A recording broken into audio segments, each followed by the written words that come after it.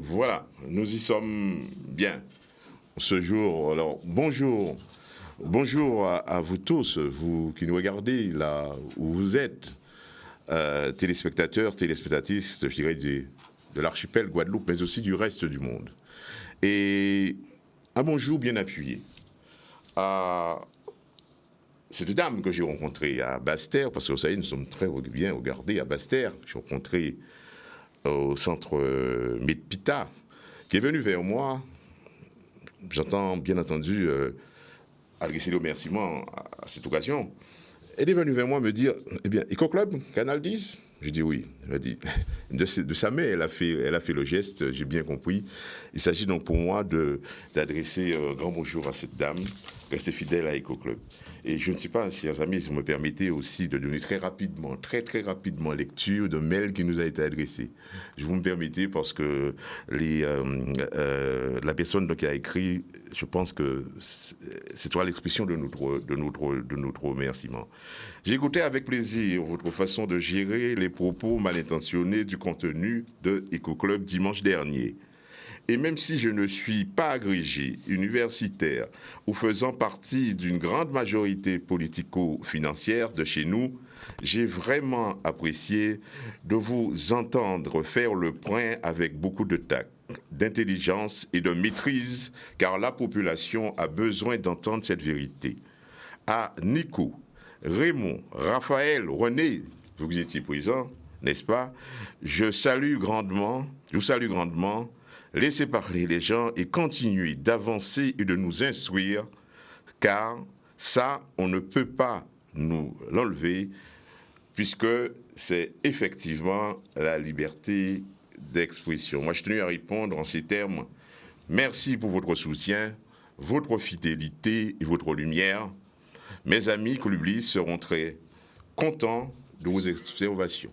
Voilà dit, et nous passons donc à notre thème de ce jour. Vous savez, donc, Eco Club s'intéresse donc aujourd'hui à un binôme. Au binôme savoir et compétence. Oui, un binôme au cœur de tout dispositif de formation, dirais-je, et qui participe à la compétitivité de toute économie. C'est important. Il s'agira donc de définir les composantes de ce binôme, quel contenu pour chaque contenant, savoir et compétences sont-ils devenus des enjeux de compétitivité collective et individuelle dans les sociétés modernes et post-modernes, au point où l'État ressent la nécessité de légiférer pour intensifier la mobilité des créateurs d'entreprises porteurs de projets du centre vers la périphérie en panne de développement et de compétitivité. L'excellence guadeloupéenne existe bien et le classement de Shanghai nous le rappelle. Reconnaît une place honorifique à l'UA, l'Université des Antilles et de la Guyane. Bravo pour ce temple des savoirs. Néanmoins, la Guadeloupe est malade. Elle est malade de ses grandes fébrilités quotidiennes et éternelles. Je pense à l'eau, je pense aux déchets, aux tissus économiques et d'une grande fragilité, sans oublier l'éducation de nos enfants. Alors, quid de nos investissements en capital humain? En termes de savoir et de compétences, après la décentralisation mitterrandienne, la Guadeloupe a-t-elle raté le bon départ? Ou encore, l'égoïsme générationnel nous a-t-il conduit à prioriser l'immédiateté au lieu et en place des investissements à effet différé, pourtant nécessaires aux générations futures? Vous le comprendrez très bien, le thème de notre mission aujourd'hui, la thématique, savoir, qui s'affichera bien entendu à l'antenne, à l'écran, savoir, compétences, des investissements en capital humain. Voilà donc, cela dit, messieurs, à vous, bonjour. Je commence peut-être... nous avons avec nous le retour d'Edouard. Pas le retour, les circonstances ont voulu qu'Edouard ne soit pas avec nous pendant un certain nombre de temps. Ce sont les exigences de la vie, hein, c'est ainsi. Mais nous recevons extrêmement bien, agréablement.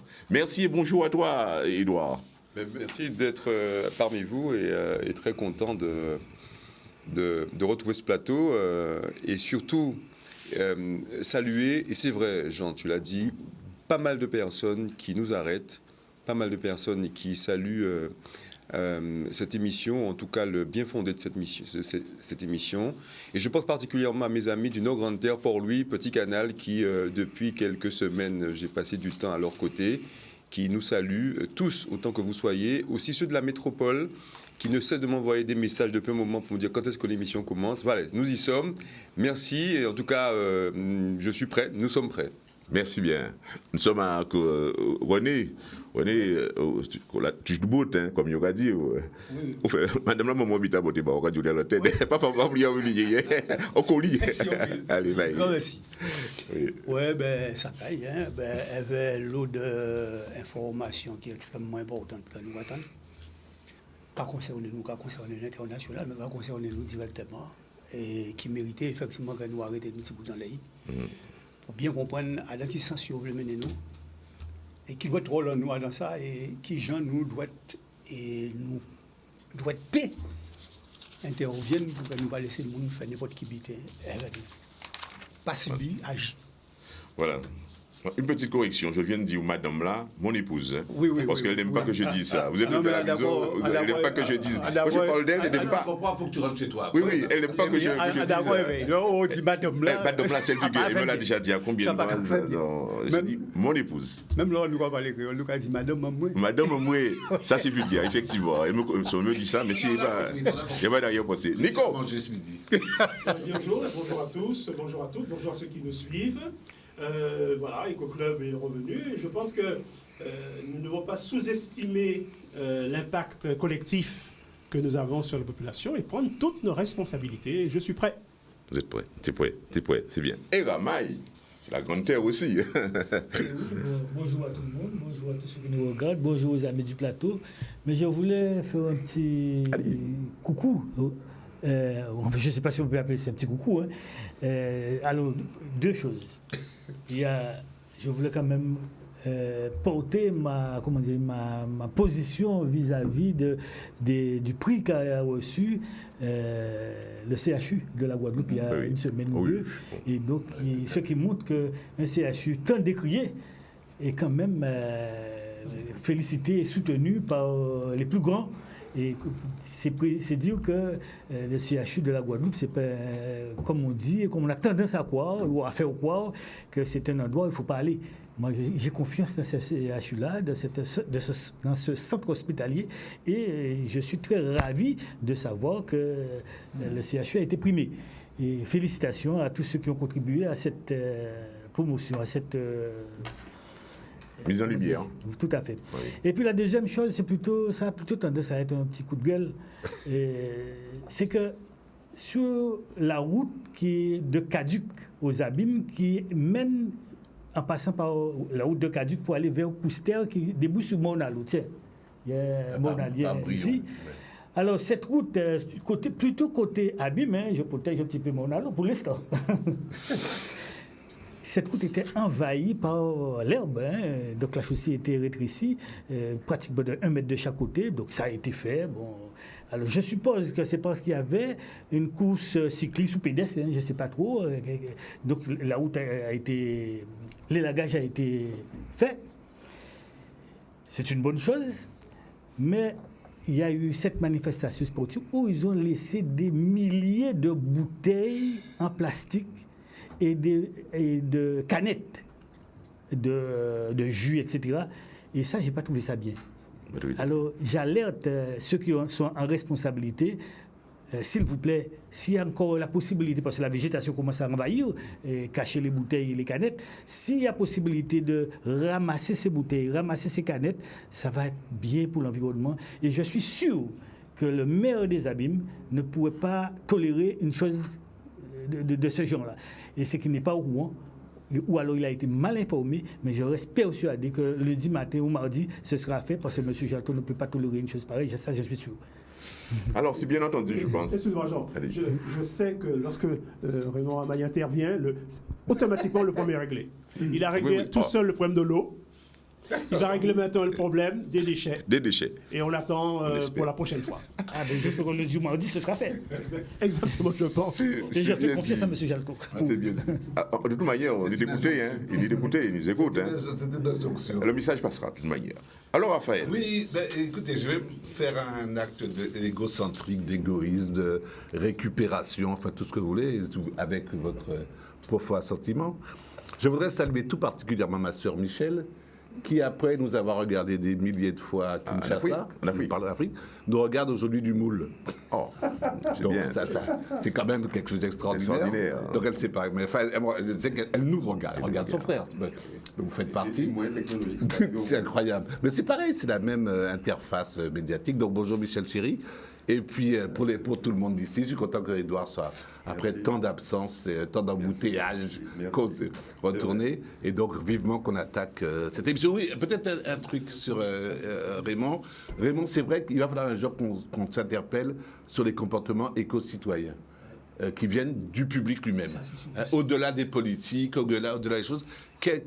Pourquoi la Guadeloupe, une certaine Guadeloupe, dans certaines situations, se déverse sur le bien public de manière vraiment ostentatoire. Il y a quand même là une vraie interrogation. Donc tu as bien fait de dire ça, et je suis sûr aussi que ton observation, comme disait Nico, est action.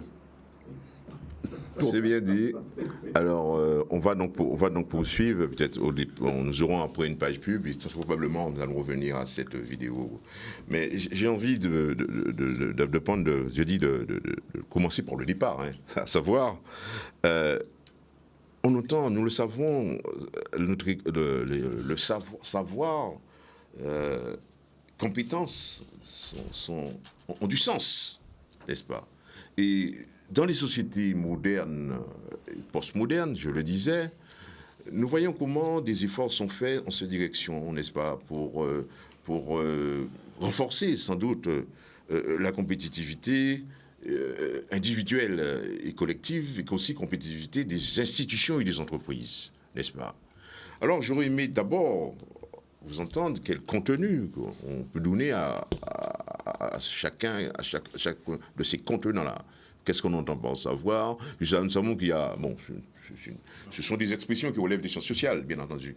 Il y a beaucoup d'écrits là-dessus. Mais je pense que c'est important, quand nous examinons, par exemple, nos problèmes à nous de l'eau, etc., que nous puissions faire la corrélation entre le contenu en termes de définition de ces éléments-là et la réalité de notre territoire. Alors, on peut toujours... Raphaël ira...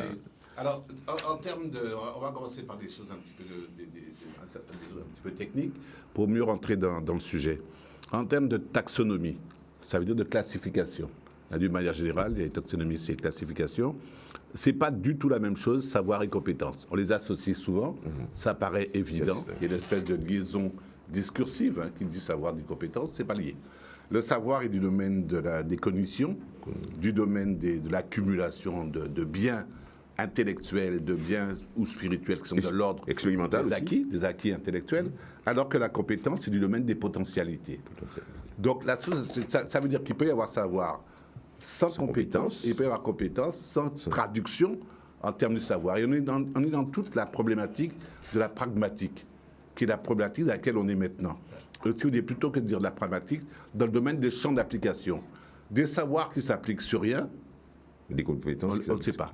Des compétences qui s'appuient sur rien, qui s'appliquent sur rien, on ne sait pas.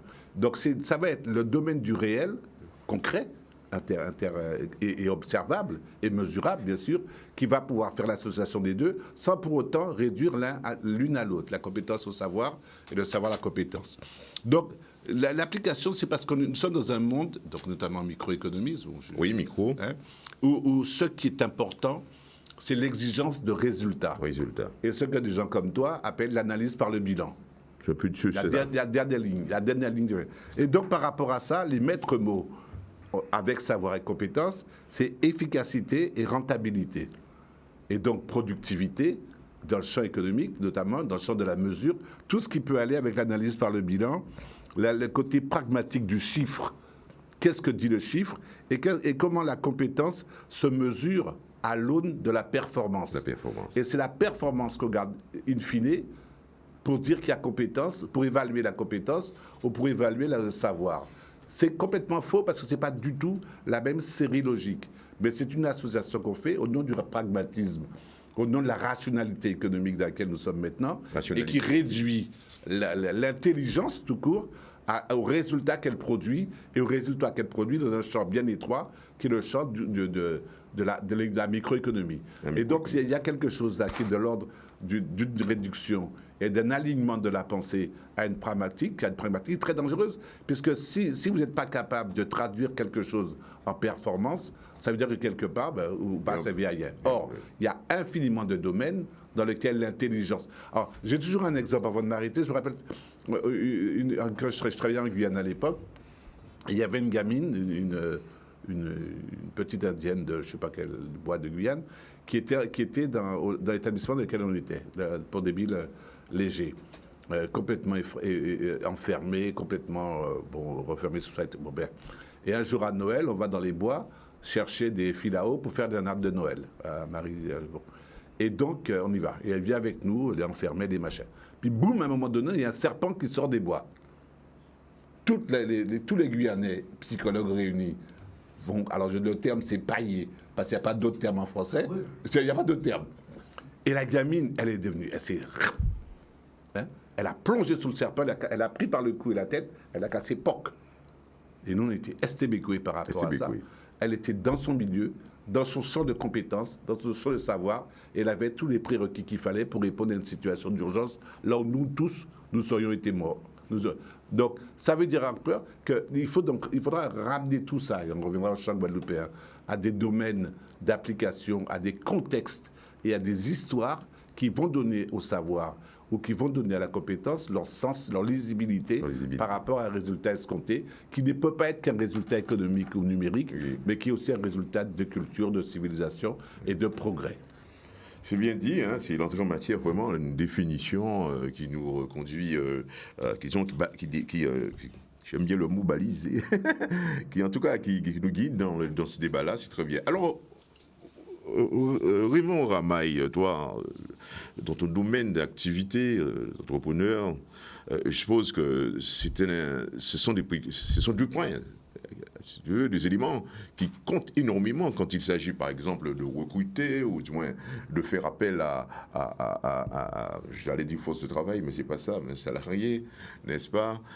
Tu regardes non seulement son CV, son savoir, ses savoirs, mais tu retiens beaucoup de sa compétence. Parce que le document il va remettre, le CV, ne dit rien de sa compétence. Parce que la compétence étant, comme on le disait un auteur, cette capacité, je viens de réagir face à des situations auxquelles on est confronté. Donc, si tu regardes la compétence, tu ne regardes pas seulement le savoir, j'imagine. Parce qu'on est dans du concret, là, à ce moment. Oui, lorsque un chef d'entreprise recrute, en France, on a plus tendance à recruter par rapport aux examens, par rapport au profil, le parcours scolaire, universitaire de l'individu. Du candidat. Mais souvent, on a quelqu'un qui n'a peut-être pas fait le même parcours, mais qui, comme disait Raphaël, qui est déjà dans le bain, qui est autodidacte dans ce bain-là, et qui va certainement coiffer tous ceux qui viendront avec toute leur théorie. Donc, c'est une difficulté s'agissant du recrutement par rapport au CV de la personne. Parce que souvent aussi, il y a des CV qui sont faux. Le chef d'entreprise n'est pas là pour aller vérifier si effectivement la personne est master, bac ou a travaillé à tel ou tel endroit. Souvent, on est confronté à ce genre de situation, de CV qui ne reflète pas la réalité. Mais généralement aussi, quand on a un CV, ça c'est une question, tu es bien habitué. Quand tu vois un candidat qui te présente son CV, quand tu échanges avec ton candidat, tu sais tout d'un coup, tu sais si le CV est bon ou pas bon. Hein. Parce que très souvent, il y a à mon avis, on va en venir, Allez-y, c'est vous, hein, je ne sais pas si c'est un avis. Alors, pour terminer, il y a aussi quand même l'aspect lorsqu'on fait un recrutement, la présentation de la personne. On ne peut pas venir devant un chef d'entreprise, un chef du boulot, jeune ou moins jeune, hein, avec débandade physique. Un petit peu à la débandade, hein, pour employer un petit peu barbare. Ça m'arrive de prendre des stagiaires. Je contribue beaucoup à la formation des jeunes pour prendre des stagiaires pour le mémoire ou accomplir le stage en entreprise. C'est souvent c'est le rôle pédagogique des entreprises. Pour le social, plutôt. Le social, et puis pour la formation, pour déboucher sur une formation, pour contribuer à ce que c'est un gros problème pour les jeunes, hein, pour trouver les entreprises d'accueil. Ça, c'est un énorme problème. Et là, je pense que les pouvoirs publics devraient se pencher. Quoiqu'il y a des choses qui existent, hein, mais se pencher encore davantage sur cette question-là pour accompagner et faciliter, jouer un rôle de facilitateur pour que ces jeunes puissent trouver des entreprises d'accueil pour accomplir ça. C'est le parcours du combattant. Et c'est là, souvent, il y en a qui changent de métier, qui changent d'orientation parce qu'ils n'ont pas trouvé d'entreprise d'accueil. Mais l'aspect physique, je disais que des fois, on voit de ces demandeurs d'emploi, on se dit, est-ce que vraiment ces gens-là sont conscients ne se présentent pas dans le but de ne pas trouver pour être refusé? Ça m'arrive, hein. Je dis que le poste est déjà pris. Ça arrive. Je ne pense pas que je suis seul dans le cas, mais ça arrive. Ça arrive.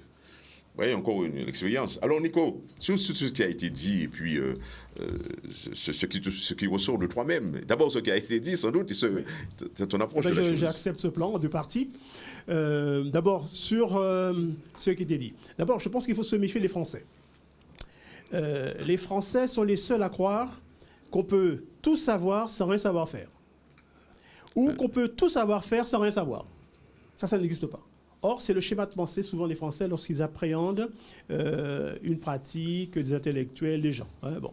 Donc ça, c'est un gros problème entre le savoir... Eh bien, Raphaël a raison. C'est ça le problème, c'est que les temps ont changé. L'exigence de compétitivité, d'efficacité vient bousculer tout cela. À tel point que, alors, il y avait un gros scandale, je sais exprès, un des plus gros scandales de la France depuis le siècle dernier, c'est que HEC, mon école, celle de Jean Josas, a décidé de faire un bachelor. Bachelor. C'est-à-dire que HEC fait maintenant, sur 3 ans, un bachelor. Alors que l'élite, suivez mon regard, pensait qu'il faut nécessairement faire classe prépa, concours d'entrée, machin, tout ça. Bachelor 3 ans, bam. Bon, c'est vrai que c'est énormément cher. Hein. Bon, ça, c'est un bachelor à, je sais pas combien de... Ouais, on peut dire ça, on les discrimine. Hein. Mais ça veut dire que même HEC, qui a résisté à l'alternance, parce que HEC résiste à l'alternance, hein, alors que d'autres grandes écoles font l'alternance. Hein, bon. Mais eux-mêmes, ils ont plié. Donc, c'est un signe du temps. Que Raphaël a raison. Hein, l'exigence, le pragmatisme là, qui tombe sur nous, l'efficacité, même dans l'élite, hein, c'est arrivé jusque-là. Donc, voilà, c'est ce que je voulais dire sur la situation. Et un dernier mot sur moi-même. Le chef d'entreprise que je suis, hein, d'une économie sociale et solidaire, une entreprise qui est dans l'économie sociale, qui a 7 salariés. C'est vrai, a rencontré des problèmes de cohésion et des problèmes de culture d'entreprise. Et mon directeur, qui est une directrice, a décidé que chaque semaine, un de ses salariés se serait en responsabilité. Responsabilité. Autrement dit, par cycle, chaque salarié est le patron pendant une semaine. C'est exceptionnel. C'est exceptionnel comme démarche, comme procédure. Attention, chaque monde aussi dans la responsabilité, et chacun fait de son mieux parce qu'il sait que demain, il passera du patron à membre de l'équipe. Voilà un filon, une direction. Alors, nous sommes bien dans le thème, hein, on me fait signe d'une page publicitaire, nous sommes bien dans le thème, je rappelle aux téléspectateurs qui viennent à nous, savoir, compétences, des investissements en capital humain. Alors, page publicitaire, c'est ça ? Puisque Télé va marcher sans publicité. Nous sommes bien de retour. Notre thème, c'est important de le répéter, savoir, compétences, des investissements en capital humain. Alors, René, je dis beaucoup d'analyses, je dis Raphaël, René, point de vue alors, sur tout ce qui a été dit. Et puis... Expérience dans l'éducation nationale. Oui, ça c'est important. À l'enseignement, qui permet de dire effectivement que nous avons un gros problème en les conceptions, si vous voulez, à la hiérarchie, savoir compétence au niveau à Jean Lafrance qui a pensé les formations. En niveau à ce système-là que nous avons ici dans le système scolaire français, là, puisque nous avons tout ce qui est ça, la connaissance théorique prioritaire sur la compétence, sur le savoir. Savoir sur le savoir-faire. Et en cas prendre l'enseignement professionnel en Guadeloupe, c'est très clair. On l'autre si monde qui a sorti un certain nombre de diplômes là qui a sanctionné au savoir, mais pas nécessairement au savoir-faire. Il n'y a pas les chefs d'entreprise qui contradictent les problèmes là ça. Pour qui d'avoir à cette conception-là, c'est toujours que le savoir théorique est en priorité en le savoir-faire. Or, normalement, dans une formation professionnelle, c'est le savoir-faire qui est l'élément principal, puisque être orienté en enseignement professionnel, ça veut dire c'est bout en chaîne. En principe, le savoir général, le savoir fondamental, le savoir de base, oui. Ou quatre pays, l'on va passer par le primaire et le collège. Et là, on choisit l'orientation en formation professionnelle, c'est le savoir-faire qu'on a développé et acquis, de façon à ce que l'on sorti là, on ait la capacité d'être employable. Or, ce n'est pas le cas. Tout simplement parce que souvent, dans le système scolaire que nous sommes là, et là, on va arriver à l'orientation, puisque c'est un bout de la troisième, eh bien, l'orientation au lycée professionnel, c'est une orientation par l'échec. Hein. Ça veut dire que c'est là qu'il peut pas aller. En lycée technologique ou en lycée général, quand vous voyez là, et puis les résultats pas très flambeaux, eh bien, puis vous arrivez à dans des sections, si vous voulez, qu'on n'a pas nécessairement qu'à désirer. Oui. À niveau de ce monde-là. Et malheureusement, l'enseignement professionnel, quand mettre l'accent en l'air, corriger les savoirs non acquis au primaire et au collège, ça pas relayer. Au détriment des savoir-faire. C'est ça qui apparaît extrêmement grave, d'autant plus que les savoir-faire en lycée professionnel, à part des savoir-faire qui basés en l'air, on dialogue entre entreprises, monde qui travaille, quoi, maître ouvrier, etc., entreprise et enseignants pour déterminer, ça y est grillé, on cursus, on bitait complet de savoir-faire à acquis. C'est ça qui est extrêmement grave. Oui. Donc, à partir de là, on a une formation professionnelle qui a un certain nombre de timons. Alors, d'abord, on est en premier bitin. Hein, c'est que quand l'idée là s'est développée, ou non conception clinique, hein, vous mettez que là, vous faites un travail, vous mettez un travail comme dans les bureaux et pas un travail qui est sérieux.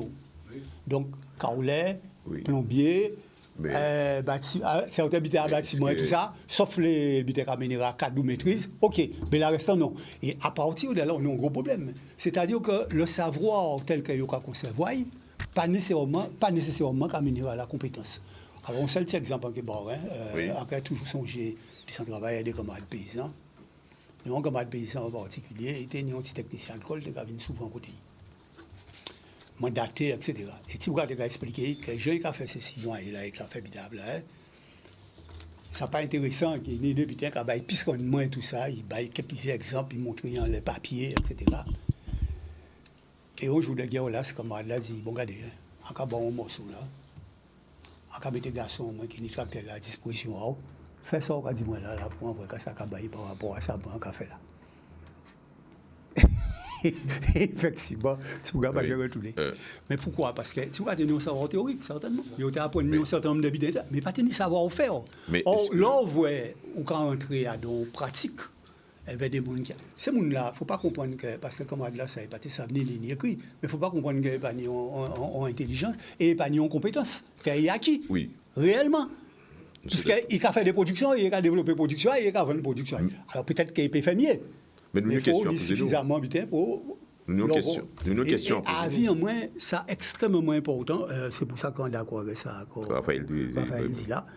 Et le problème là, c'est qu'il faut savoir qu'il y a une période où souvent, il y a parlé de pour efficace, ou quand même efficace, parce qu'il faut développer la rentabilité, la productivité. Oui. Il y a un truc Alors, que je demandais à René. Oui. René, le système scolaire instruction a été mis en place par Napoléon. Ouais. Et Napoléon, son problème, c'était de former des commis de l'État. Ouais. Des grands commis de l'État. Et donc toute la dimension effectivement des bureaucratiques que tu disais, et non pas des travailleurs, des ouvriers. C'était laissé pour compte. Mais tu sais, où ça va bien, puisque nous avons parlé de ça. En même temps, à l'époque où on était lycéen et tout ça, on s'entend de connaître ça, à l'époque. Tu as ça, il y a l'enseignement technique. C'était l'enseignement professionnel. Et les petits boucs qui ont été là, c'est les petits boucs qui travaillent seulement en atelier et tout ça. Les 3/4 du temps, ils n'ont pas fait pour d'autres bidins qui travaillent en atelier et tout ça. Et ça baille d'excellents maçons, ça baille d'excellents caroleurs, ça baille qui non seulement gagnaient vie à eux très louablement, oui. mais tenaient la capacité après ça construire pour eux-mêmes, après de frais, etc. Et alors que les CPPN ou autres, alors que, on t'a dit que, puis, ils ont essayé, ils ont avancé, puis ils ont tué le système-là. C'est-à-dire tout ça qui était la pratique, mettre à côté, et tout ça qui était le savoir simplement intellectuel, la connaissance. C'est pour ça que le système scolaire, là, ça, ils savent faire l'excellence. Hein? Pas de problème, ils savent faire l'excellence. Même en Guadeloupe, ils savent faire l'excellence. Mais le problème, là, il a laissé l'excellence, c'est l'arbre de la forêt, l'arbre qui cache la forêt de monde qui a laissé à terre. Et ça, c'est extrêmement grave. Est-ce que, aux questions qu'il nous a posées quand même, c'est que, dans l'ordre des choses, est-ce que les savoirs théoriques, pas qu'à faciliter l'acquisition des savoirs être, et aussi, et ça vaut d'autres savoirs, un savoir expérimental là, pas expérimental par exemple, c'est l'individu, parce que je prends mon cas, moi, on va parler très rapidement. Mais on y a l'habitant pas apprendre à faire un machin, mais savoir théorique qu'à permettre vous, faire faciliter l'acquisition, savoir expérimental et savoir professionnel. Il ne faut jamais séparer les deux pour bailler une plus importance par rapport à l'autre. Enfin. Vous savez, ni notre système en particulier, après même le système américain, là, qui n'est pas nécessairement bité en moins, on est ingénieur, mais avant il est tout bité ingénieur. Il a passé en entreprise, il a tourné boulon, il a démonté moteur, etc. Ici, on a des bouquins en formation d'ingénieur. Sur le papier, théoriquement, tout bité belle, mais la main dans le cambouis, il parle. Non, mais ça dépend de la gestion des interfaces. C'est pour ça que Radio Yon va séparer. Les interfaces entre la théorie et la pratique sont bien menées. Effectivement, même une idée comme l'alternance, s'il y avait des moniteurs, s'il y avait des tuteurs en entreprise, là, on a un système optimisé. Mais sinon, effectivement, il y a une espèce d'érotisme de la formation théorique. C'est un nec plus ultra, c'est des matières nobles, c'est bien parlé, c'est tout le courant gréco-latin et le courant faire des commis de l'État, donc des grands fonctionnaires de l'État. Et c'est vrai que tout l'aspect pragmatique, l'aspect de la main dans le charbon, elle est mise à côté. Ça revient quand on va se poser le problème de la consistance de nos tissus économiques. C'est un peu ça. Il n'est pas suffisamment dense et suffisamment riche pour aller dans ce sens-là que vous évoquez. On arrive à, sans doute, on va progresser à notre ami Édouard. Édouard, alors, nous pas surfer dans le... on surfe dans l'imaginaire. Qu'est-ce qu'il y a, quelle dimension, à ton niveau, que tu peux donner à la problématique, toi? Comment? Oui. Alors, on t'écoute. Il y a juste une chose qui m'a interpellé dans le libellé de la question. Oui. L'investissement en capital humain. Je crois que ce qui est intéressant du haut de ma petite expérience, et j'ai beaucoup aimé l'exemple qu'a pris Raphaël Spéronel, c'est un exemple empirique. Elle vient, elle connaît, elle rompt la tête du serpent. Et c'est vrai que, et ça a été dit tout à l'heure, c'est évoqué, les personnes qui n'ont pas bénéficié d'un parcours académique, mais qui peuvent se prévaloir d'une expérience empirique. Hein, donc, et puis, dans le libellé de la question, les dispositifs d'apprentissage sont ceux-là qui permettent justement au type de la VAE, par exemple, des acquis de l'expérience, de bénéficier justement d'une formation diplômante, ou en tout cas d'avoir justement un diplôme, une équivalence qui permette de justifier une expérience liée tout simplement donc à c'est Mitterrand. Voilà. Mais au-delà de Mitterrand, qui a fait des choses intéressantes. Mais c'est qu'il y a la prise en compte, justement, de cette valeur humaine, de ce potentiel. Oui, ça c'est important. La qualité, la capacité technique de quelqu'un à faire quelque chose dessus. Mais là où je veux en venir, donc, et j'y arrive, c'est que sur notre territoire, les choses sont beaucoup plus ténues et voire même aiguës. C'est vrai que chercher, et je l'ai entendu par ici et par là, chercher à pouvoir miser sur le capital humain, on n'a pas d'autre choix. Parce Oui. que l'heure de la robotique n'est pas à ce point qui fasse que quelque part l'homme est de plus en plus effectivement mis à l'écart. On a encore besoin de facteurs humains. Mais le libellé de cette question aurait dû avoir comme corollaire, c'est que l'investissement capital humain ne doit pas être de nature justement à écarter Capital justement financier. non, le capital local. Le capital, non, oui, c'est ça, le capital. C'est très important. Le capital local, ça Oui, c'est important. parce qu'il est intéressant, puisque le capital humain, on le trouve partout dans le monde. La Guadeloupe n'est pas hors du monde. Oui, La on Guadeloupe le est peut. dans le monde. Hein, Mais le fait que... je peux pouvoir chercher à recruter quelqu'un ici et ailleurs. Et le plus souvent, le paradoxe, c'est ailleurs. Donc, deux paradoxes. Le premier, c'est que nous avons, et il faut se féliciter quand même, un foisonnement, justement, de diplômés. Quand même. Et nous avons des biologistes, hein, nous avons des médecins, nous avons des avocats, nous avons donc des techniciens, nous avons des BTS, nous avons une praticabilité de l'enseignement académique accolée au tissu économique. C'est une réalité. Et Bac plus 5, etc. Maintenant, c'est comment faire en sorte que justement cette praticabilité académique Oui, soit assortie justement à une existence réelle, un oui, localisme. concret. Bah, bien évidemment. Bien entendu, c'est Puisque vrai. cette matière première, ce capital humain, il doit être réinvesti justement dans notre économie. Tout à fait. tout à Alors, fait. la difficulté, c'est que beaucoup de notre jeunesse ne reviennent pas. C'est une difficulté. Mais quoi qu'il en soit, il est nécessaire, à mon sens, qu'il y ait véritablement des volets de politique publique qui, justement, permettent le localisme, Ça, c'est qui vrai. permettent, justement, localisme. que cette jeunesse, ces personnes récipiendaires de parcours académiques, je dirais méritants quand même, il faut le dire, et je dis bravo à cette Guadeloupe qui gagne, puissent être, justement, employées dans notre tissu social et Ça, c'est économique. très bien, oui. Et là, il y a un vrai problème. C'est bien un Il y a problème. un vrai problème. Le plus souvent, le visage de l'administration décentralisée ici, il n'est pas celui que j'aurais souhaité voir. À compétence égale, à diplôme égal. Donc je veux bien, moi, qu'on investisse dans le capital humain. Mais où est justement mon visage? Où est mon identité? Où est ma capacité à pouvoir identifier dans les strates des administrations ici, dans certaines entreprises ici qui ont pignon sur rue, ce que nous avons, nous, comme matière première, intellectualisée et ensuite locale. Ça, c'est vrai. Et c'est cela la grosse difficulté. Grosse difficulté. C'est bien tout ce qui a été dit. C'est magnifique tout ce qui a été Mais- dit. La formation a beaucoup évolué. Je parle sous le contrôle de mon ami René. Oui. La formation s'adapte. Elle permet à des personnes aujourd'hui d'avoir des diplômes, d'avoir effectivement tout au cours de leur vie, même des seniors, Ouais. d'être justement encouragés par le circuit justement académique. Mais elle est où l'employabilité? Elle est où il est où le localisme? Le localisme. Je ne le retrouve pas On ne le ici. trouve pas. Et donc moi, quand je vois, depuis 2010 en Nouvelle-Calédonie, comparaison n'est pas raison, mais quand même, que la Nouvelle-Calédonie a mis déjà dans son dispositif, justement, législatif, cette capacité à retrouver, justement, dans le tissu économique et social, ceux-là même qui sont faits récipiendaires de parcours académiques méritants. Par ailleurs, la Réunion a fait de même. Les préfets de l'époque, justement, ont signé des chartes d'emploi sur le territoire local. Moi, je suis tout à fait ouvert à tous. Mais la Guadeloupe est suffisamment pauvre de sa jeunesse pour la sacrifier. On doit pouvoir l'utiliser parce qu'elle est méritante, elle est là, elle existe. D'accord? Et donc, ce qui est fondamental, et ce mot de la fin dessus, il faut qu'absolument les capacités techniques de tout un chacun, notre capacité à pouvoir exister, à être dessus, doivent avoir une identité dans l'actualité économique de ce territoire-là. Trop de chômage c'est une ici, conséquence. alors que nous avons des jeunes diplômés, une- bac plus 7 au chômage. C'est une conséquence. C'est une réalité. Une réalité. Donc, mon mot de la fin, c'est que l'éducation a un sens, l'emploi en est le corollaire, et surtout le localisme doit être la règle.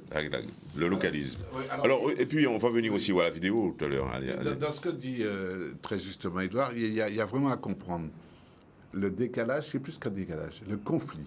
Parce qu'en Guadeloupe, c'est un petit territoire qui a, entre la qualification par le diplôme, et la disqualification par le besoin et l'efficacité, l'exigence d'efficacité.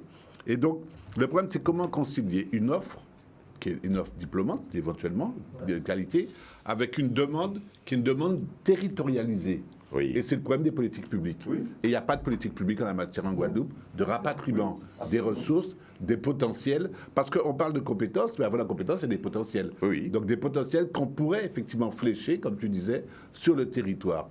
Et on laisse la place, voire même on met en place des politiques nouvelles pour l'invasion par d'autres demandes Je rappelle à cet égard que la Martinique, récemment, oui, tout à fait. donc, a mis en place un Tout à fait. dispositif magnifique qui permet justement d'identifier les jeunes qui sont justement ailleurs que la Martinique pour les permettre d'entrer justement dans le territoire et de pratiquer justement le marché de l'emploi. Marché de l'emploi. Alors, juste un petit mot quand même, excuse-moi.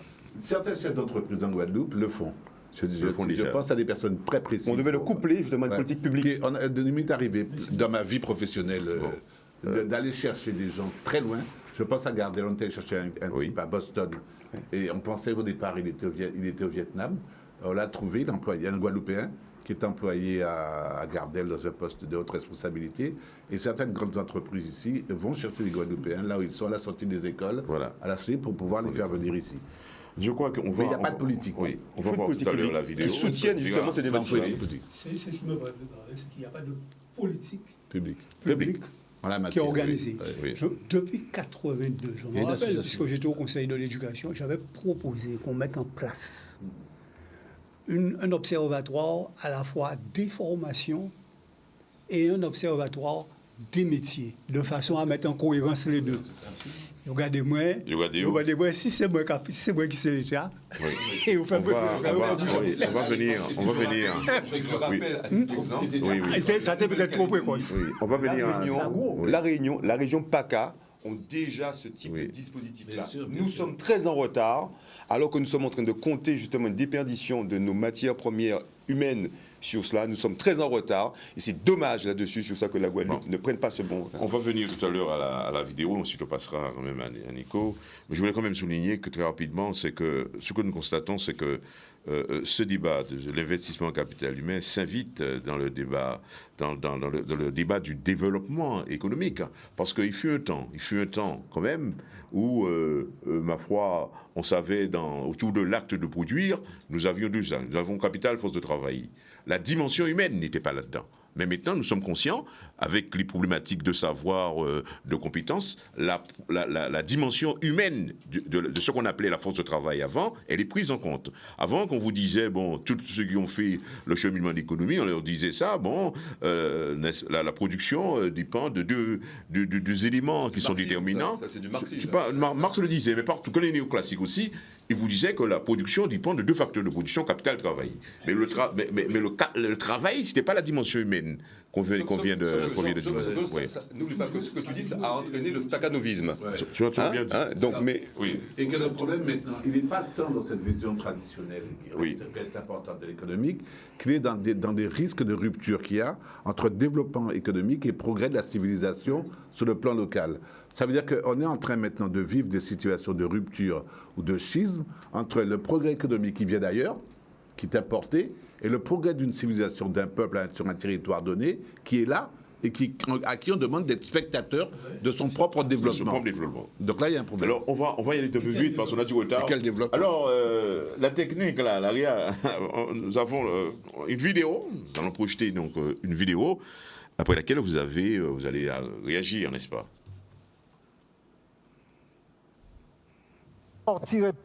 Je ne descendrai pas de cette tribune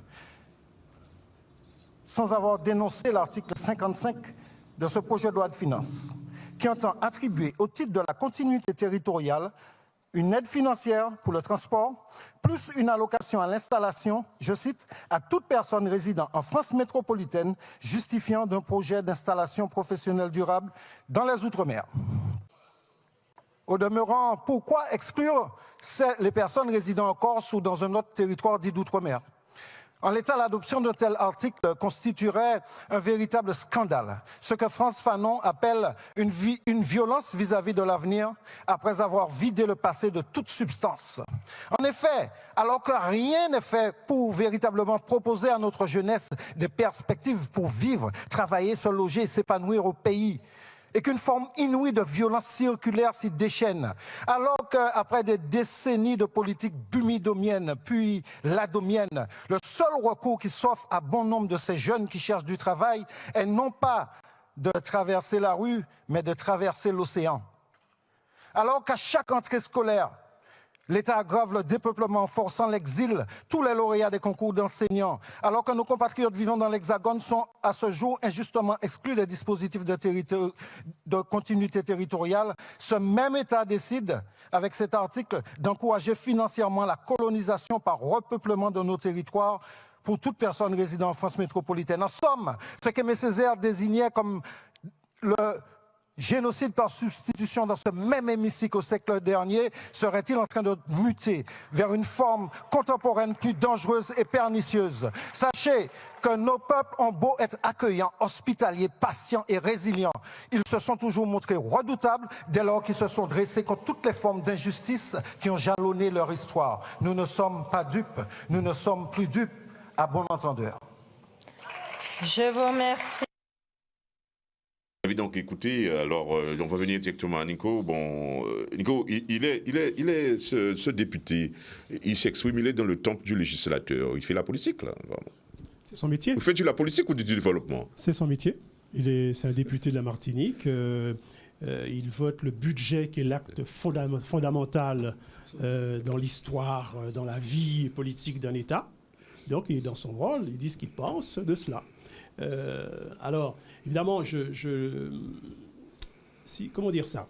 Je parle un peu avant beaucoup de mes camarades, mais j'aurais beaucoup parlé après eux, parce que ce que je vais dire se situe un peu en dessous de ce qu'ils peuvent dire. Alors, non,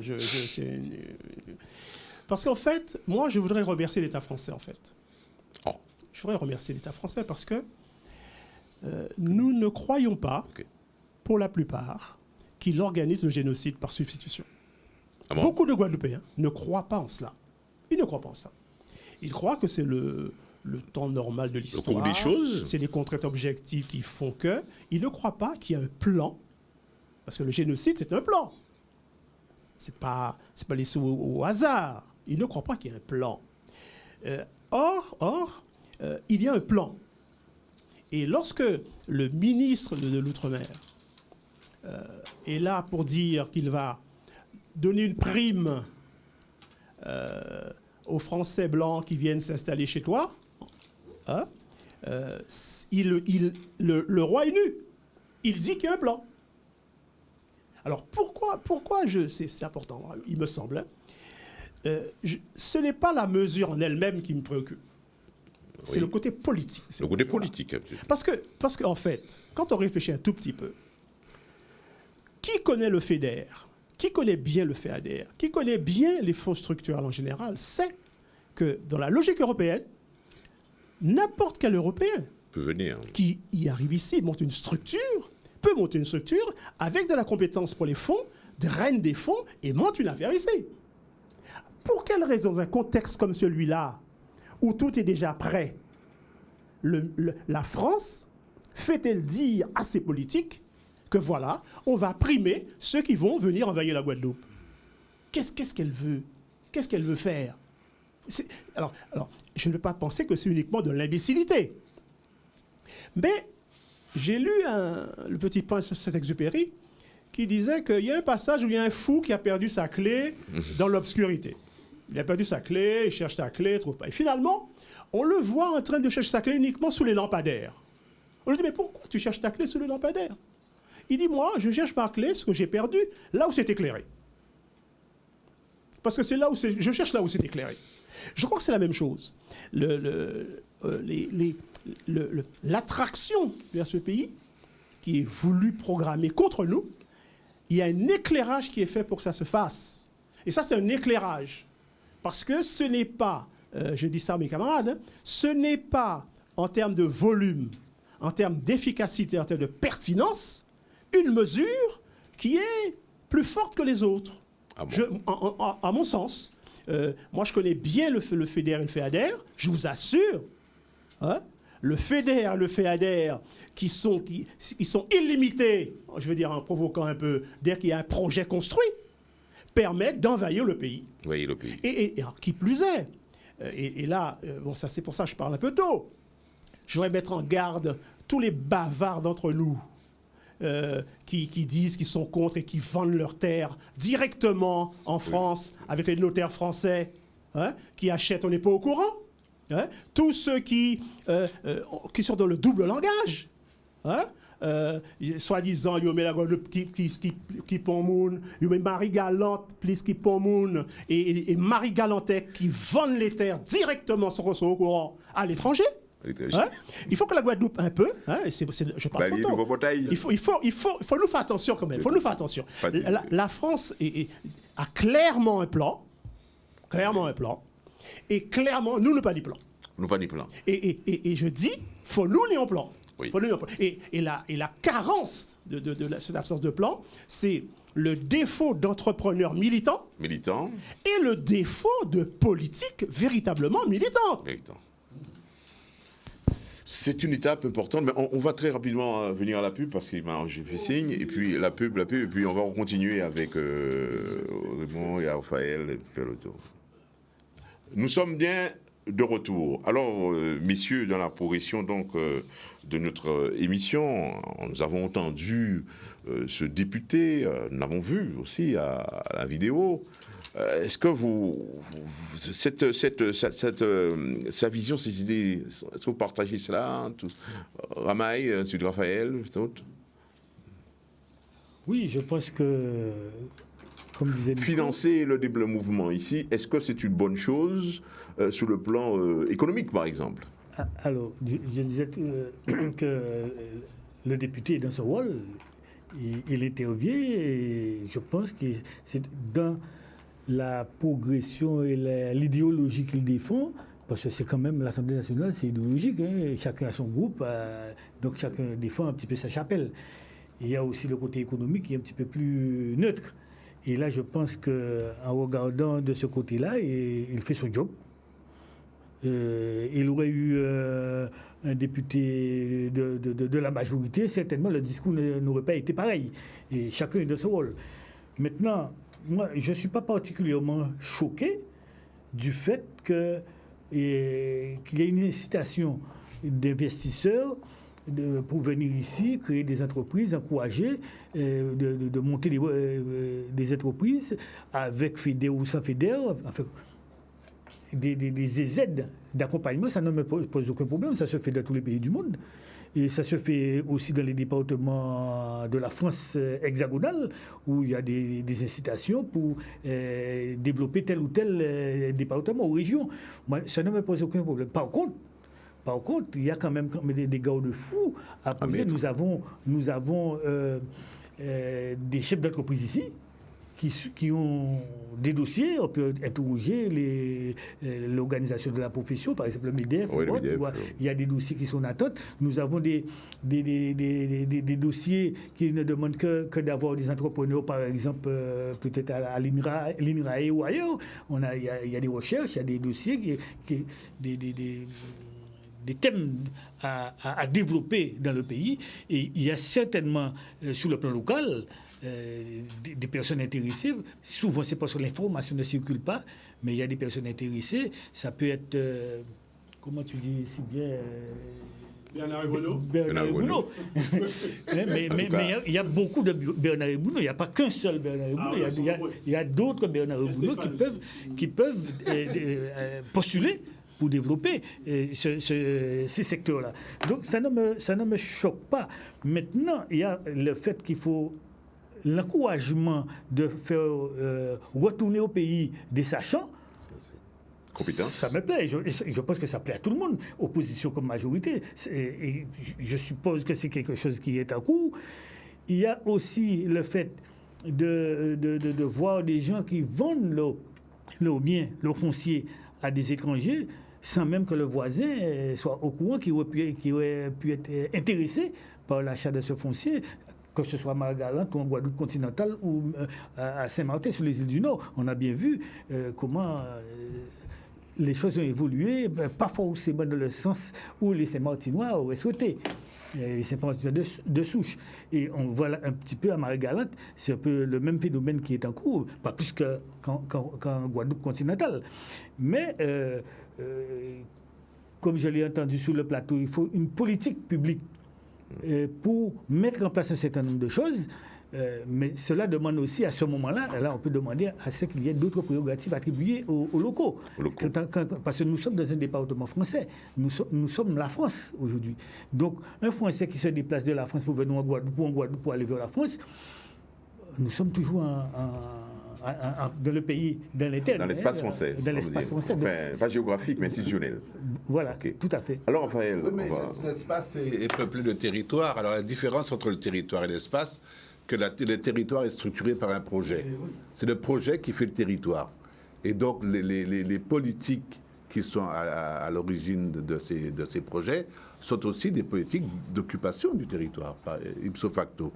Alors, ce qu'il faut comprendre, c'est déjà s'installer dans le moyen et long terme. On n'est pas dans le court terme. C'est important parce tu disais tout à l'heure, tout ce qui se passe maintenant, c'est dans l'immédiateté, dans le temps réel, et on a tendance à être collé au présent, sans voir que derrière le présent, il y a un moyen terme, il y a un long terme. Donc il faut qu'on se situe.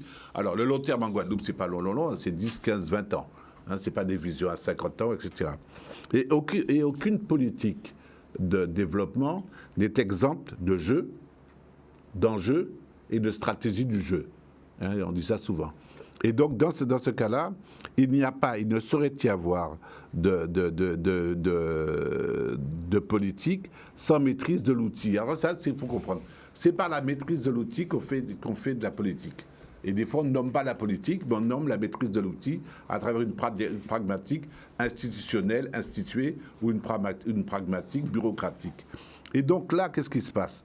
C'est que des outils, c'est ce que disait Nico, existent déjà. Pourquoi ils ne sont pas optimisés au maximum?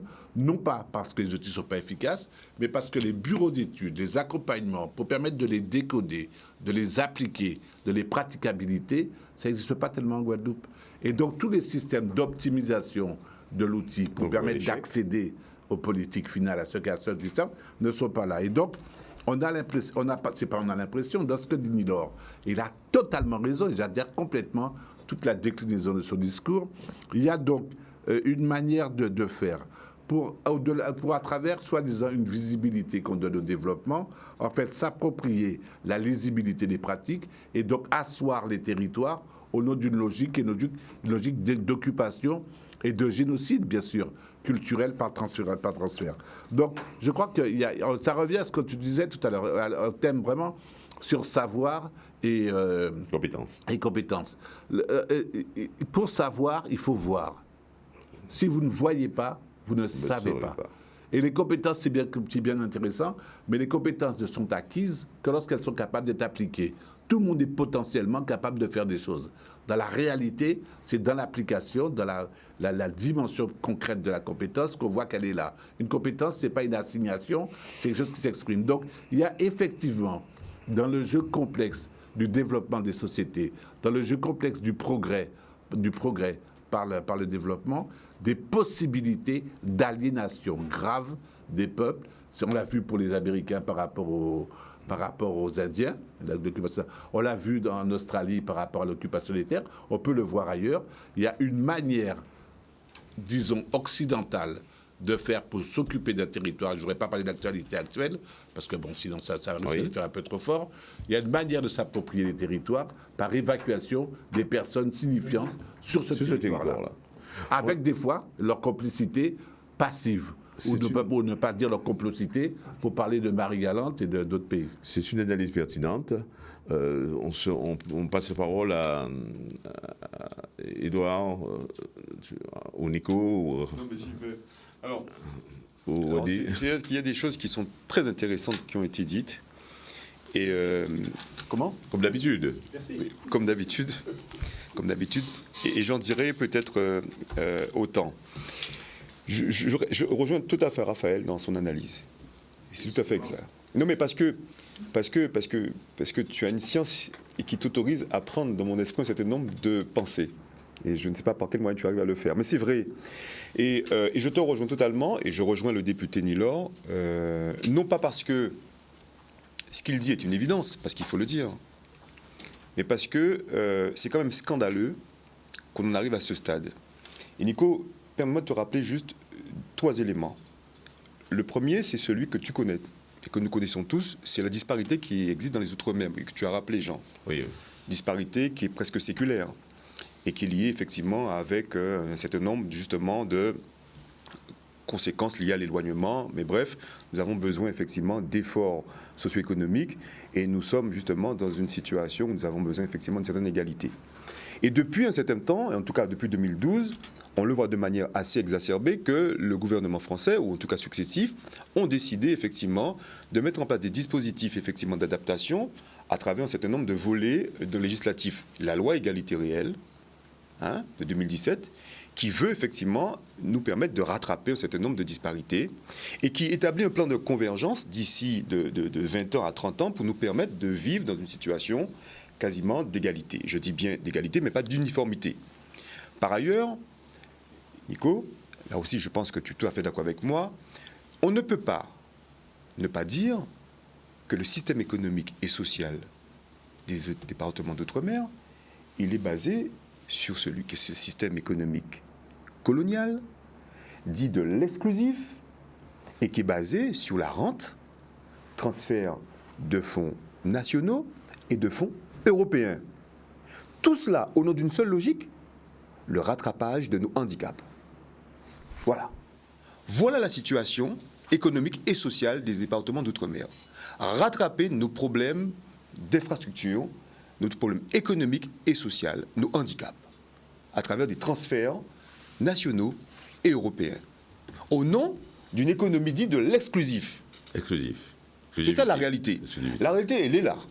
À partir de cela, l'État a mis en place des outils effectivement qui nous permettent de gagner en termes effectivement d'équilibre social et économique, la surrémunération, les défiscalisations et tout un certain nombre de dispositifs qui nous autorisent aujourd'hui à dire mais voilà, on se ressent un peu plus hexagonal que ce que nous sommes.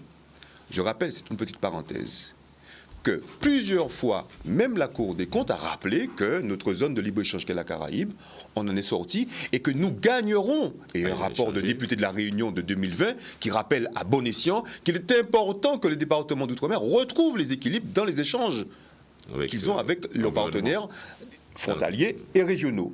Par ailleurs, au titre de ces rappels de handicap, de rattrapage de nos handicaps, quand on nous dit que dans un projet de loi de finances, l'argent à nous, l'argent des contribuables, qu'on nous dit qu'on veut établir un volet qui consiste à permettre justement, sur une enveloppe budgétaire, à dire que je vais autoriser, je vais accompagner justement des allochtones à venir s'implanter ici sous couvert qu'ils ont justement un projet économique, je dis que c'est un peu scandaleux. C'est un peu scandaleux. Je termine mon propos. Je termine mon propos. C'est un peu scandaleux. Je rappelle, j'y viens. On approche à la fin. Je rappelle. C'est comme toi, il faut... Oui. On va rapidement. C'est scandaleux parce que, oui, Nico, parce que au fond, on sait très bien que la France a un plan, et dans tout ce que je viens de libeller ici, bien évidemment le plan, c'est sûr que quelque part, que certains tirent au flanc, mais il ne faut pas nous tirer plein. Il faut absolument que nous soyons d'abord, nous, bénéficiaires de tous ces dispositifs-là. Autrement dit, les jeunes créateurs d'entreprises, la Guadeloupe est une pépinière de développement d'entreprises. Il y a une croissance, il y a une poussée, qui ont du mal à passer le seuil fatidique des 3 années d'exercice. Ceux-là ont besoin d'être accompagnés. Tu l'as dit tout à l'heure, effectivement. Nous avons un environnement régional qui concourt à mettre justement entre parenthèses notre capacité effectivement à rendre pérennes nos activités entrepreneuriales. Là encore, des dispositifs doivent être pouvoir mobilisés pour aider les entreprises à encore justement gagner justement en longueur de vue. Je crois que justement le scandale, il est là. C'est de dire que quelque part, on a la capacité de pouvoir mettre en compétition, alors que nous avons besoin de compétitivité ici, des personnes qui arrivent avec des projets, sans pour autant avoir de lisibilité sur cela. Alors que nous avons ici un tissu économique qui est suffisamment exsangue et qui a besoin justement de process économiques qui soient justement viables. C'est une analyse intéressante, mais on va... de pouvoir local. Est-ce que le seul scandale qu'il y a Mais bien évidemment. Mais bien évidemment. Est-ce que le seul scandale, c'est qu'il n'y a pas de pouvoir ici? Sinon, c'est ça le problème. Mais bien évidemment. Mais scandale, il faut nous dire. Oui. Mais bien évidemment. Alors, c'est un débat extrêmement intéressant. De toute manière, on sera amené à revenir là-dessus, parce qu'il y a des choses à dire. Alors, Ronnie. Non, ça en est vrai. Donc, nous clair, parce que nous avons informé les gens, bah tout. Moi, je sorti l'article 55. Oui, allez-y. Et en cas vrai que, Les motivations du gouvernement. avant même les motivations par état, mais alors les propos. En cas vrai que, tenir avant, mettre en œuvre au profit de l'ensemble des personnes qui sont régulièrement établies en parlant de la Guadeloupe, les phénomènes de continuité, etc., ils changeaient par mettre en œuvre au profit des personnes physiques régulièrement établies en France. Voilà. Des personnes physiques régulièrement établies en France. En France, oui. Et des personnes morales de droit privé domiciliées outre-mer. Qu'est-ce que ça veut dire, séparation là, ça? Les personnes de droit privé. Donc, non, mais ça, nous avons une inégalité déjà dans le public visé. Absolument. Bon, enfin, Bon, c'est... attendez, à quoi continuer? Faut lire Il y a bien. une ségrégation, non, il y a un choix, à il y a continuer. une forme Oui, d'appartenance. allez-y. À quoi continuer? Et Absolument. On va revenir là-dessus. bien sûr, il est prévu des aides à la continuité territoriale. Oui. L'aide destinée à accompagner ces gens qui s'appelle le passeport pour la mobilité, Oui. qui existe déjà d'ailleurs. L'aide destinée à accompagner les projets individuels d'installation professionnelle dans l'une des collectivités mentionnées est dénommée passeport pour l'installation professionnelle en Outre-mer. Oui. Donc, il y a un sens. Hein. Union de sens, d'accord. Cette aide a pour objet le financement de tout ou partie du coût des titres de transport nécessités par cette installation et ainsi que le versement d'une allocation d'installation. Une allocation d'installation, oui. Donc, ça veut dire que c'est des fonds publics. Bon. C'est des fonds publics qui mobilisent. Attendez. Qui mobilisaient spécialement pour ces gens-là, ça. C'est scandaleux. Vous comprenez? C'est scandaleux. Ça qui existait aussi dans le privé, hein, pour les certains enseignants, ça, qui sont sortis en France, parce qu'un enseignant qui a sorti, qui passe ce concours-là en France, qui réside en France, qui passe ce concours-là, et qui a rentré en Guadeloupe, il n'a pas touché de là, ça. Bon.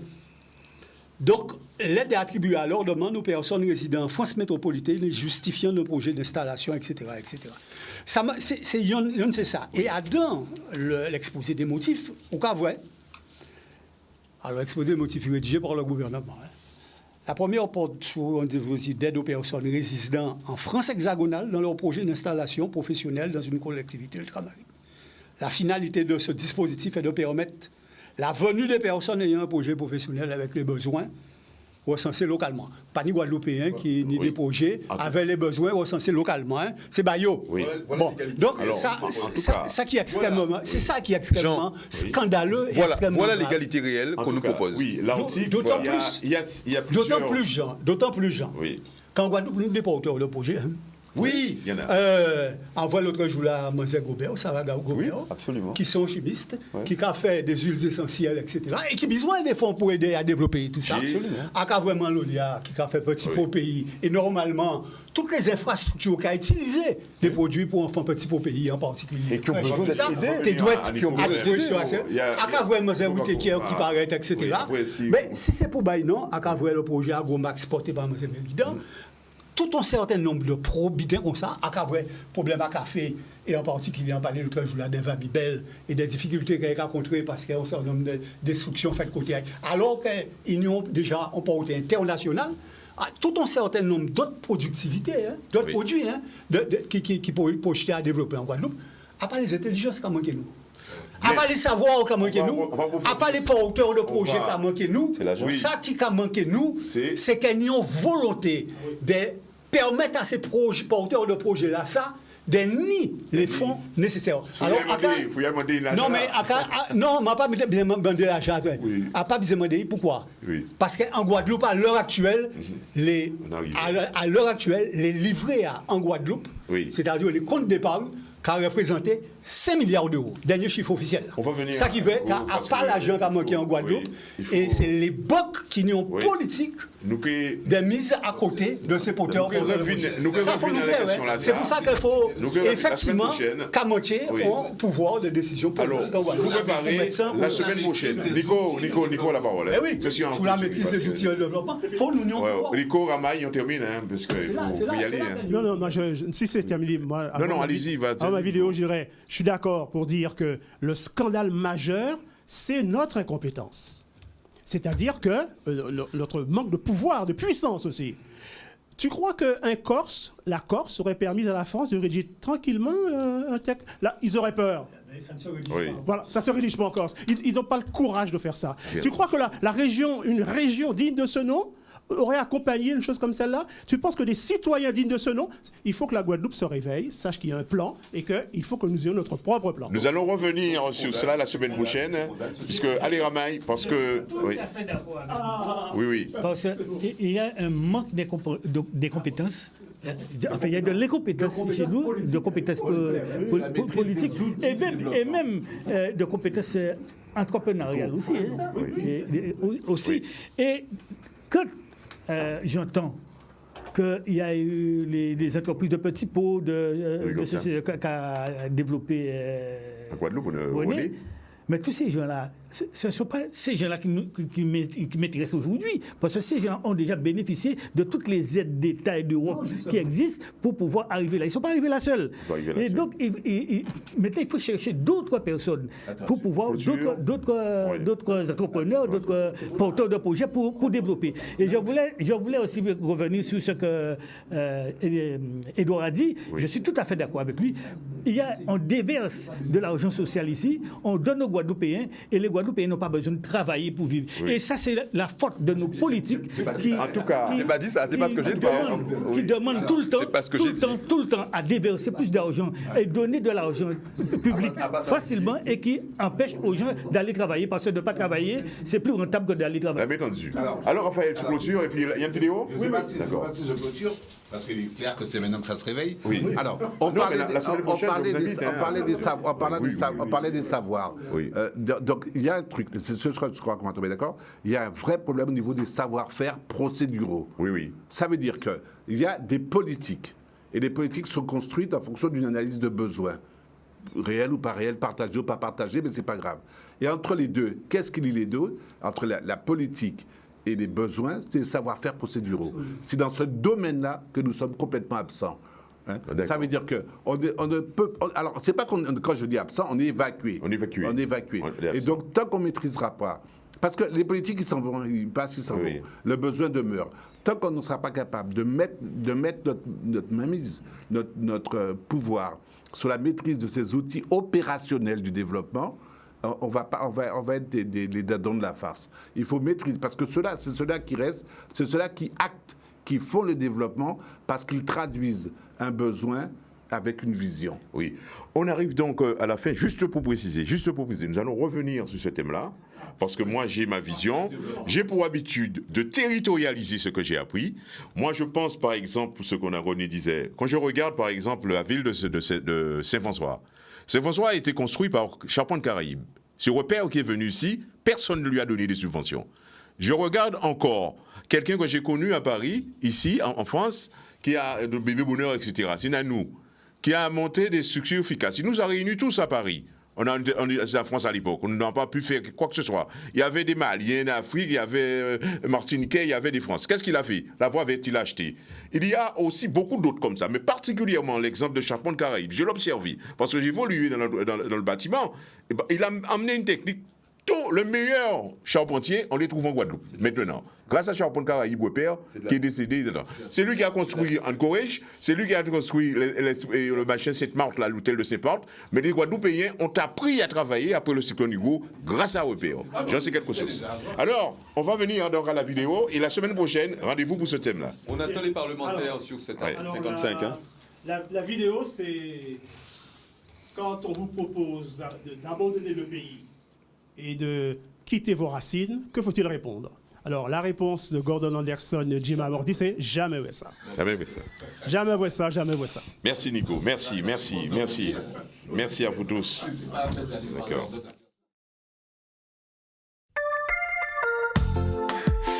Aïe, aïe, aïe.